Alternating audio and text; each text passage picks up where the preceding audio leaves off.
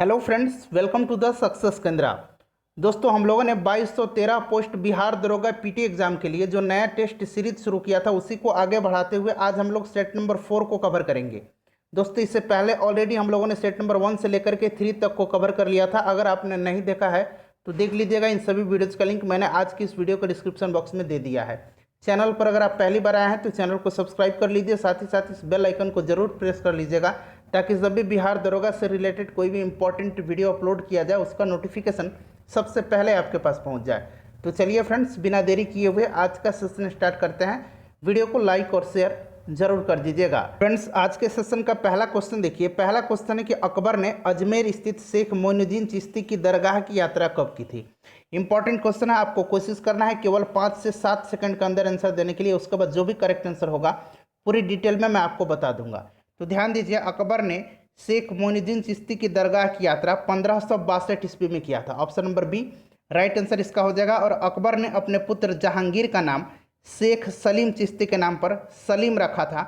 अकबर के अजमेर यात्रा के दौरान आमेर के शासक भारमल ने अकबर से भेंट किया था।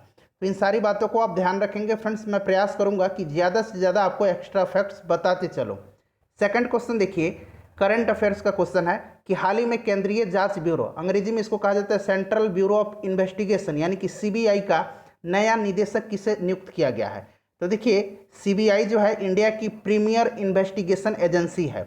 इसका हेडक्वार्टर नई दिल्ली में है और हाल ही में इसके डायरेक्टर जनरल यहाँ यानी कि महानिदेशक सुबोध कुमार जायसवाल को चुना गया है। Option number D right answer इसका हो जाएगा। फ्रेंड्स, वीडियो के लास्ट में आप सभी लोग अपना अपना स्कोर जरूर कमेंट करके बताइएगा।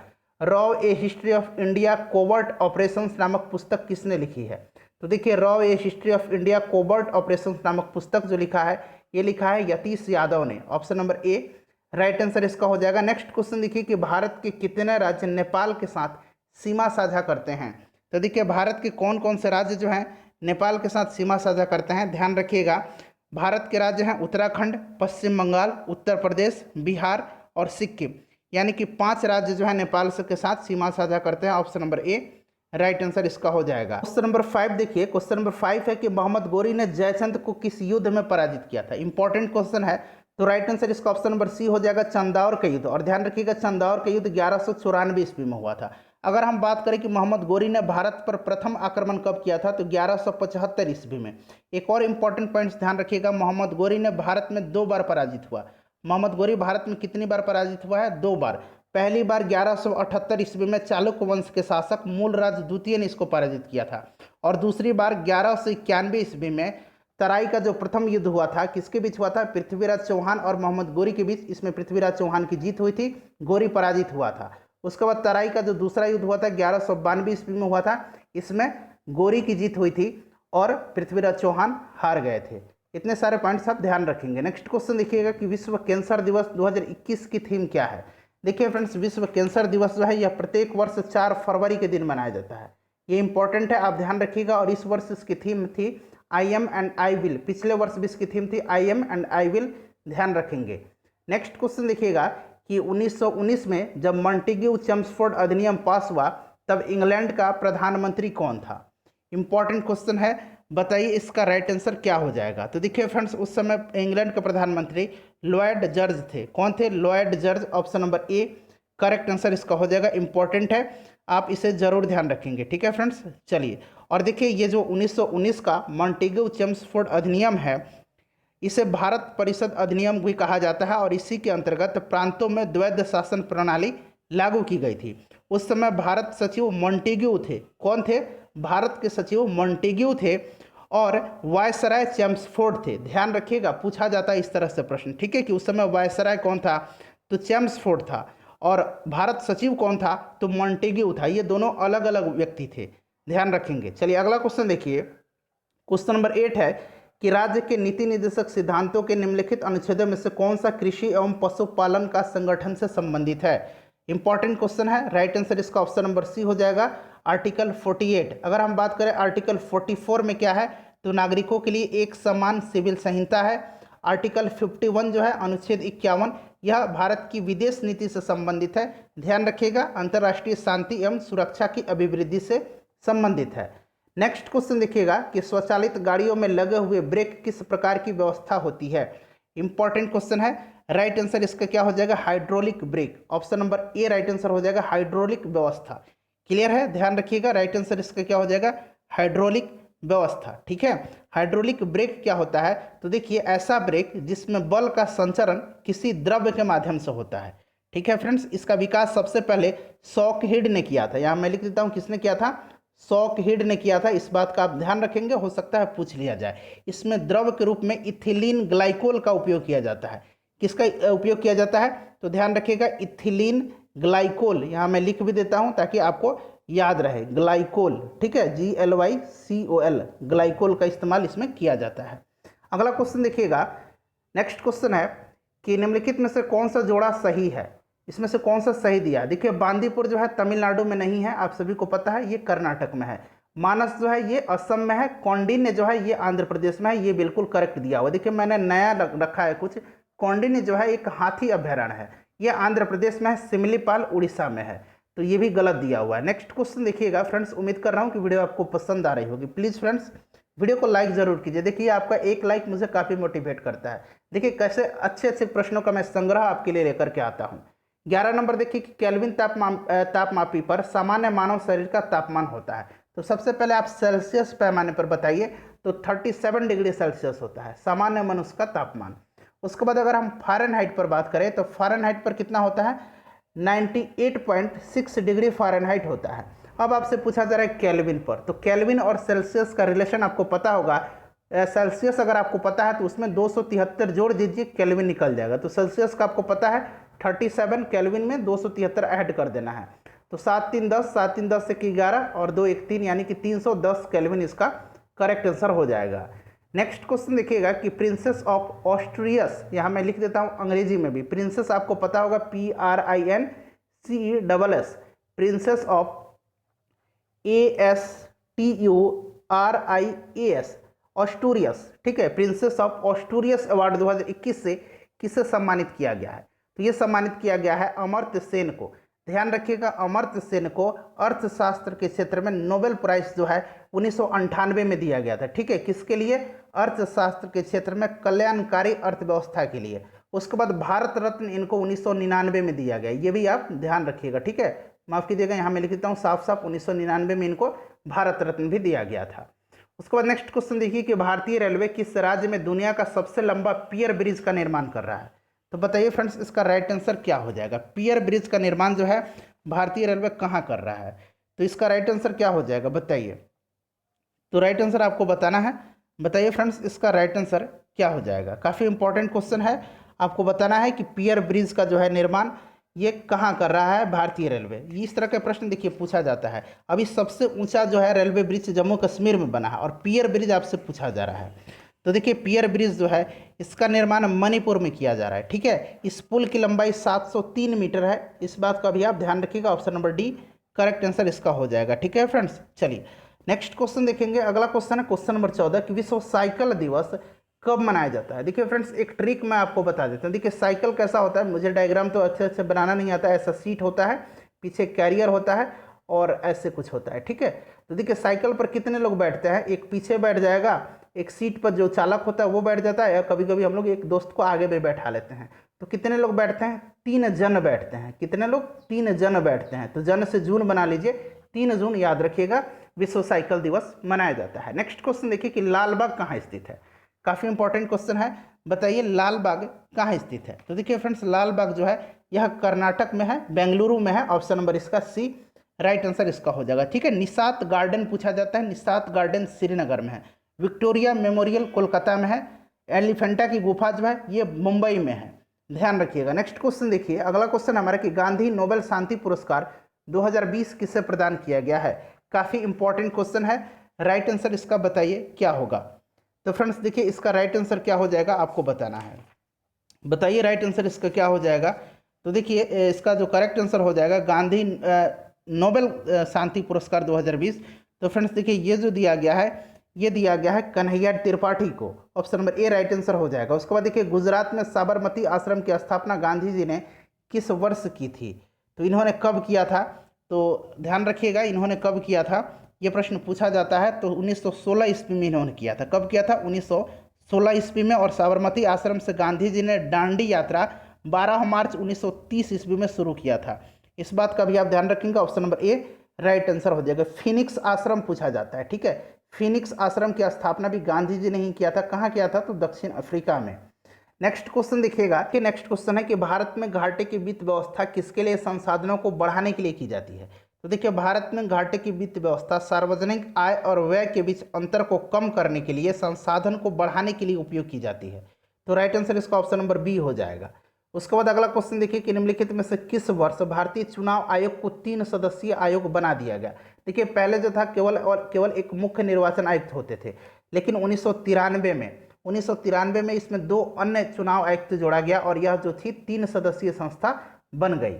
तो right answer option number A हो जाएगा। अगर हम बात करें फ्रेंड्स चुनाव आयोग की, तो आपको पता है कि संविधान के भाग 15 में आर्टिकल 324 से लेकर के 329 तक में जो है, ध्यान रखिएगा, 324 से 329 तक में निर्वाचन आयोग का उपबंध दिया गया है। इसकी स्थापना 25 जनवरी 1950 को हुई थी। 25 जनवरी 1950 को चुनाव आयोग की स्थापना हुई थी और इसी 25 जनवरी के दिन प्रत्येक वर्ष भारत में क्या मनाया जाता है? मतदाता दिवस मनाया जाता है, नेशनल वोटर्स डे मनाया जाता है, ठीक है। चलिए, वर्तमान में कौन मुख्य निर्वाचन आयुक्त हैं? सुशील चंद्रा है। अगला क्वेश्चन देखिएगा। नेक्स्ट क्वेश्चन है कि राष्ट्रीय महिला आयोग की प्रथम अध्यक्ष कौन थी? तो देखिए, राष्ट्रीय महिला आयोग की स्थापना जो है 1992 में हुई थी, इसका ध्यान रखेंगे आप। और इसकी पहली अध्यक्ष जो थी ये जानकी पटनायक थी। ऑप्शन जयंती पटनायक थी। Option number B right answer इसका हो जाएगा। इसका हेडक्वार्टर कहाँ है? तो ध्यान रखिएगा फ्रेंड्स, इसका हेडक्वार्टर नई दिल्ली में है। आगे बढ़ें। चलिए, वर्तमान में कौन है? रेखा शर्मा है। नेक्स्ट क्वेश्चन देखिए। अगला क्वेश्चन हमारा है कि निम्नलिखित राज्यों या संघ शासित क्षेत्रों के समूह में किसकी लोकसभा में केवल एक सीट है?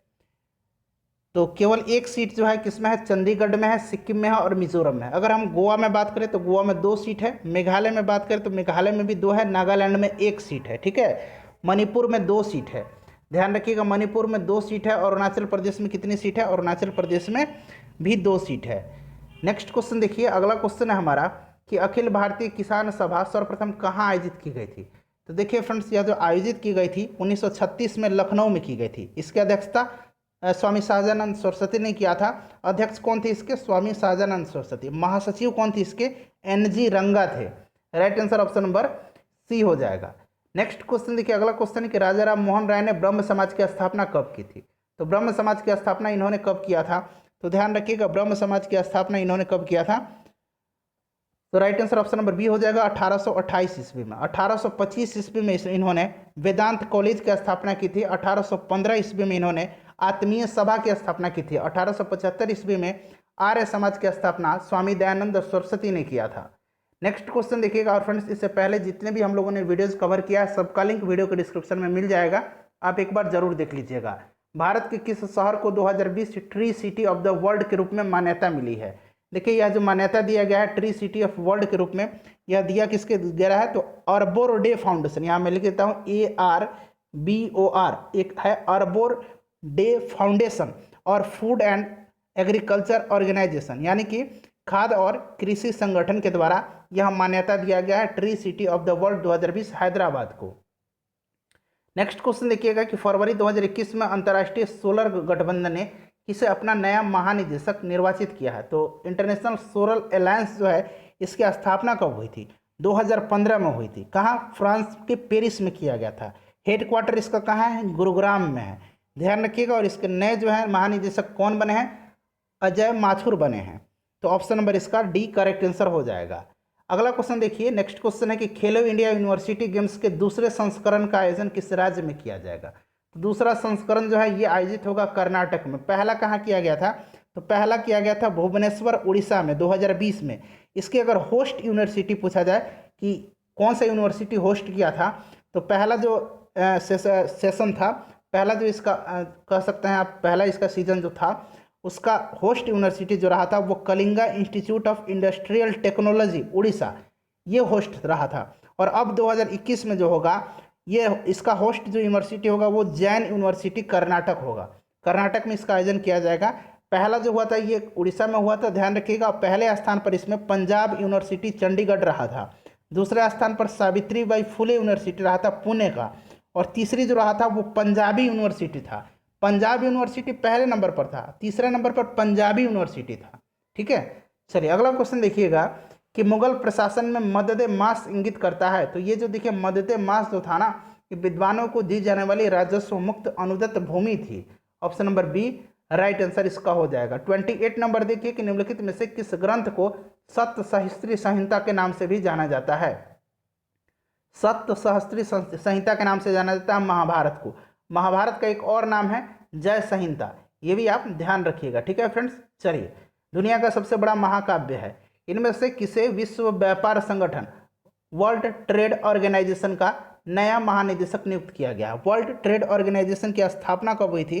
तो ध्यान रखेंगे इसकी स्थापना जो हुई थी वो आपसे पूछा जाता है, तो ध्यान रखना है आपको कब हुई थी इसकी स्थापना। बताइए राइट आंसर इसका क्या हो जाएगा। तो राइट आंसर जो है स्थापना की बात करें तो 1995 में हुआ था, और इसका हेडक्वार्टर कहाँ है? तो स्विट्जरलैंड के जेनेवा में है। इसका प्रथम जो मंत्री स्तरीय सम्मेलन है ये 1996 में हुआ था। स्थापना 1995 में, पहला मंत्री स्तरीय सम्मेलन 1996 में सिंगापुर में हुआ था। क्लियर है। और इसके जो नए महानिदेशक बने हैं ये बने हैं अंकोजो इवेला। Right answer option number A हो जाएगा। नेक्स्ट क्वेश्चन देखिएगा, अगला क्वेश्चन कि ऑस्ट्रेलियन ओपन 2021 के महिला एकल का खिताब किसने जीता है? तो फ्रेंड्स देखिए महिला एकल का खिताब जो है ये जीता है किसने? नाओमी ओसाका ने। नाओमी ओसाका जापान की हैं।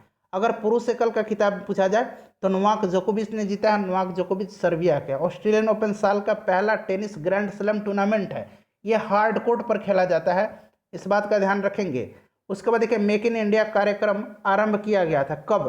तो ये आरंभ किया गया था 25 सितंबर 2014 को। 25 सितंबर 2014 को मेक इन इंडिया कार्यक्रम शुरू किया गया था। Option number B right answer इसका हो जाएगा। नेक्स्ट क्वेश्चन देखिएगा कि मनरेगा, ठीक है, मनरेगा का फुल फॉर्म मैं बता देता हूँ।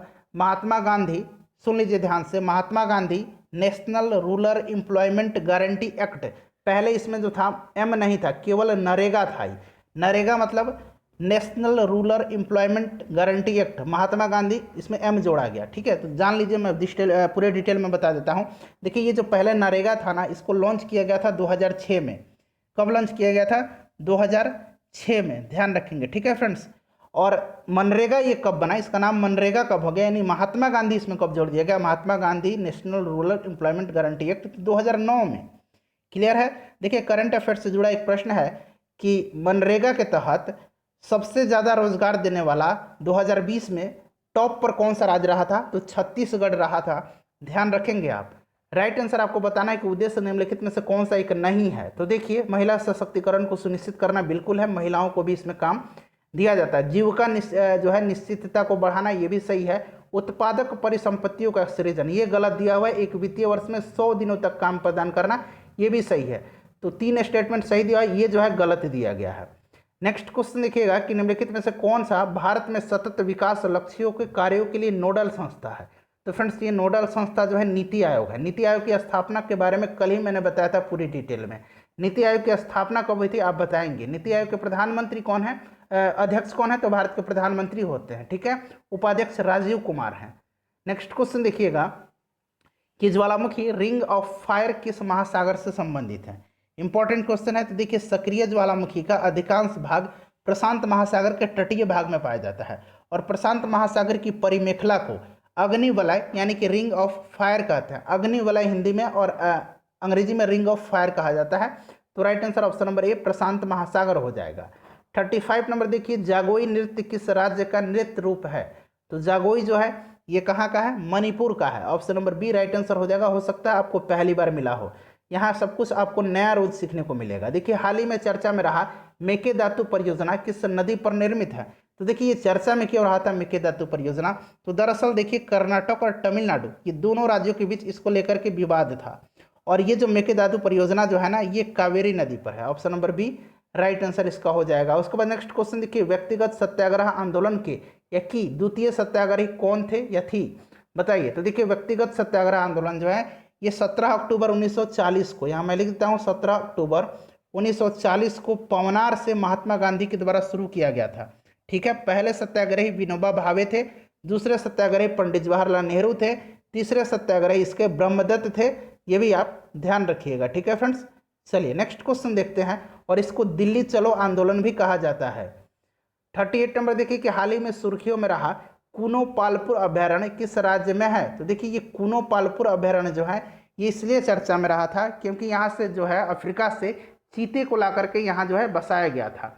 और देखिए संभवतः जो है ये जो कूनो पालपुर अभयारण्य जो है, ध्यान रखिएगा, भारत का पहला चीता अभयारण्य नामित किया गया है, ठीक है। भारत का पहला चीता अभयारण्य नामित किया गया है कूनो पालपुर अभयारण्य को।